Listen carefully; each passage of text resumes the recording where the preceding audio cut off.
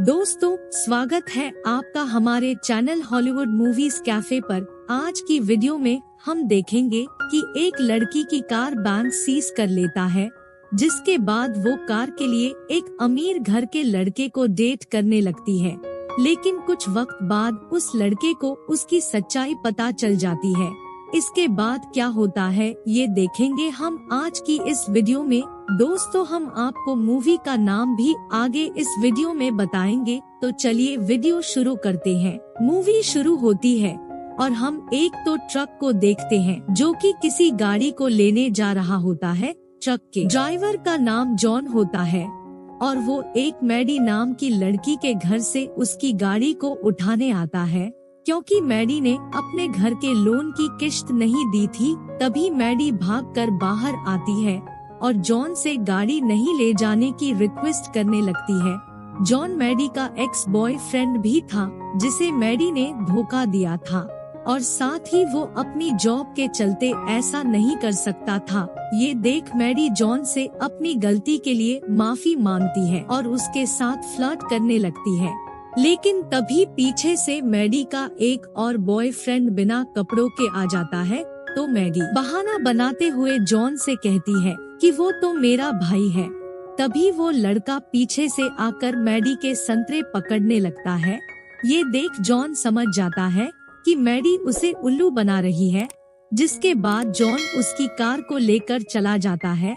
Maddie courier deliver करने का काम करती थी, इसलिए उसे कार की जरूरत होती है, तो वो स्केटिंग करते हुए जॉन के पीछे चली जाती है। फिर जब जॉन रास्ते में लंच करने के लिए रुकता है, तो मैडी मौका देख गाड़ी ले जाने की कोशिश करती है, लेकिन वो इसमें नाकाम हो जाती है। मैडी का पैसे कमाने का जरिया एकमात्र वो कार ही थी, लेकिन अब वो भी उसके पास नहीं रही, तो मैडी एक शॉप में काम करने लगती है, जहां उसे कुछ खास पैसे नहीं मिलते थे। इसी दौरान मैडी की फ्रेंड सारा उसे एक एडवर्टाइजमेंट दिखाती है, जिसमें एक फैमिली को अपने 19 साल के लड़के को डेट करने के लिए एक लड़की की तलाश थी और इसके बदले वो उस लड़की को एक कार देने वाले थे। लेकिन लड़की की एज 21 साल होनी चाहिए और मैडी एज में काफी बड़ी थी। अब ना चाहते हुए भी मैडी लड़के के पेरेंट्स से मिलने चली जाती है। मैडी को देखते ही वे समझ जाते हैं कि वो उम्र में काफी बड़ी है, लेकिन मैडी उन्हें समझाती है कि अगर कम उम्र की लड़की होगी तो वो आपके बेटे को ठीक से हैंडल नहीं कर पाएगी और मुझे काफी एक्सपीरियंस है, इसलिए मैं उसे अच्छे से संभाल सकती हूँ। आप बस मुझे अपने बेटे की प्रॉब्लम बताइए। वे लोग उसे अपने बेटे का नाम एंड्रू बताते हैं। वे कहते हैं कि हमारा बेटा बहुत ही शाई है और उसकी कोई गर्लफ्रेंड भी नहीं है, इसलिए तुम्हें उसे पटाना है और उसे डेट करना है। लेकिन इस बात का उसे पता नहीं चलना चाहिए कि हमने तुम्हें ये सब करने को कहा है। आगे हम देखते हैं कि एंड्रू की एक पेट शॉप होती है, तो मैडी उसकी शॉप पर चली जाती है और एक पप्पी खरीदने के बहाने उससे मुलाकात करती है। अब मैडी उसे अपने लटके झटके दिखाने लगती है, लेकिन एंड्रू उसे जरा भी भाव नहीं देता और मैडी की लाख कोशिश के बाद भी उसकी दाल नहीं गलती। इसके बाद जब वे दोनों घर जाने के लिए शॉप से बाहर निकलते हैं, तो मैडी एंड्रू से कहती है कि मैं तुम्हें घर छोड़ देती हूँ, लेकिन एंड्रू कहता है कि नहीं, मेरे पास अपनी साइकिल है। तो मैडी उसकी साइकिल को वैन में डाल देती है और उसे अपने साथ ले जाती है। वैन में भी मैडी उसे रिझाने लगती है, लेकिन एंड्रू अंदर ही अंदर घबराने लगता है, क्योंकि उसे लग रहा था कि मैडी एक किडनैपर है और वो उसे किडनैप करना चाहती है। आगे चलकर मैडी उसे उनके घर ना ले जाकर अपने घर ले जाती है। अब एंड्रू को पूरा विश्वास हो जाता है कि मैडी ने उसे किडनैप कर लिया है, तो वो अपनी जेब से पेपर स्प्रे निकालकर मैडी की आंखों में डाल देता है, जिससे मैडी को बहुत दर्द होता है और वो एंड्रू से कहती है कि मैं कोई किडनैपर नहीं हूँ, मैंने तुम्हें अपने बारे में सब कुछ तो बता दिया था। तब एंड्रू को समझ में आ जाता है कि वो कोई किडनैपर नहीं है, जिसके बाद वो मैडी की आंखों में पानी डालता है मैडी उसे कहती है कि तुम मुझे अच्छे लगे थे, इसलिए मैं तुम्हारे साथ थोड़ा टाइम स्पेंड करना चाहती थी। तब एंड्रू उसे कहता है कि कल हम दोनों डेट पर जाएंगे। फिर अगले दिन वे दोनों डेट पर जाते हैं। अब वे दोनों एक दूसरे को जानने लगते हैं। तभी वहाँ एक जिम नाम का बंदा आकर बैठ जाता है और वो मैडी से बातें करना शुरू कर देता है।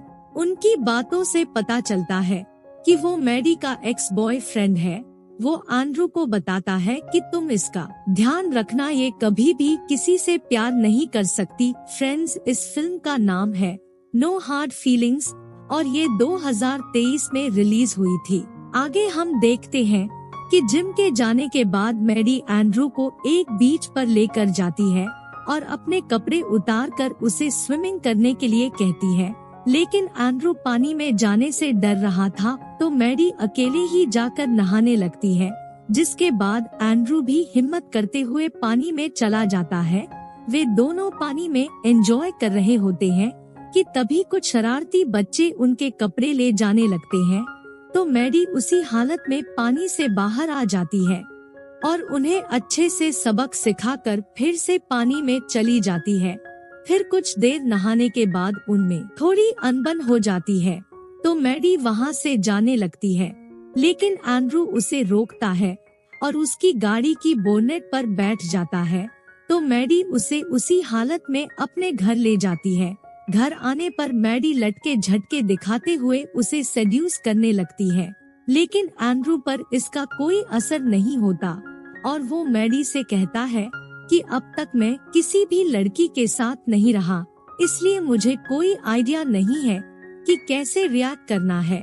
आगे हम देखते हैं कि मैडी अब एंड्रू के साथ बच्चे की तरह रहने लगती है। वो सोचती है कि एंड्रू तो बड़ा नहीं हो सकता, लेकिन मैं तो छोटी हो सकती हूँ।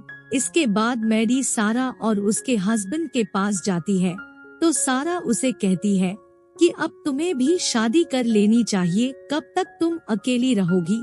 तुम्हें भी एक लाइफ पार्टनर की जरूरत है।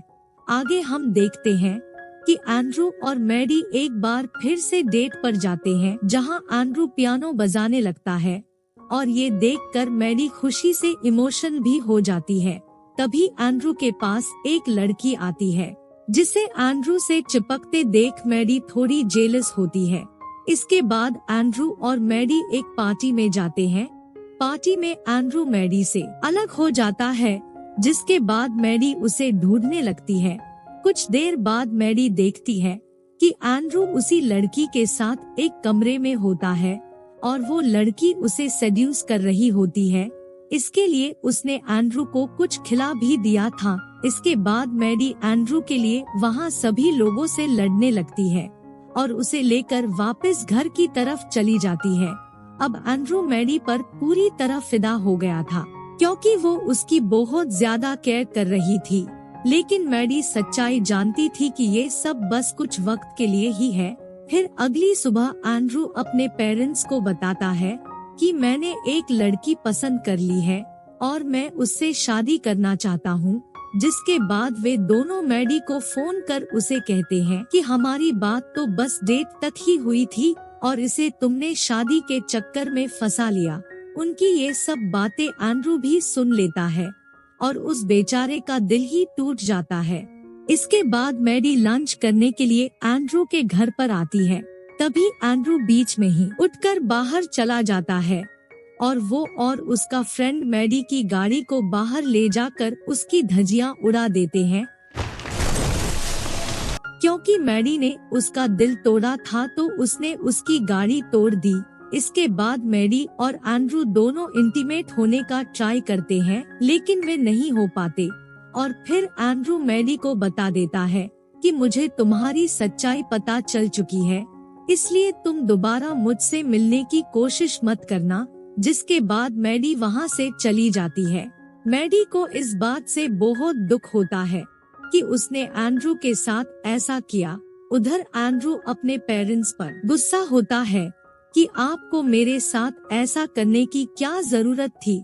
अगर आप मुझे खुश देखना चाहते हैं तो मुझे अपने हिसाब से जीने दे। दूसरी तरफ अब मैडी भी सब भुलाकर अपने काम में बिजी हो जाती है। और अब सारा और उसका हस्बैंड दूसरे शहर में शिफ्ट होने जा रहे थे, तो वे अपना घर मैडी को दे देते हैं। अब मैडी की लाइफ में सब ठीक हो चुका था, तो वो एक बार फिर से एंड्रू से मिलने जाती है, लेकिन वो मैडी से बात नहीं करता और वहाँ से जाने लगता है। तो मैडी उसकी गाड़ी के बोनट पर बैठ जाती है, तो एंड्रू उसी तरह उसे गाड़ी पर घुमाते हुए बीच पर ले जाकर पानी में गिरा देता है।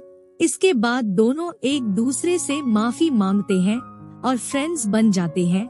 आगे हम देखते हैं कि एंड्रू किसी वेकेशन पर जा रहा होता है और उसके साथ मैडी भी जा रही होती है।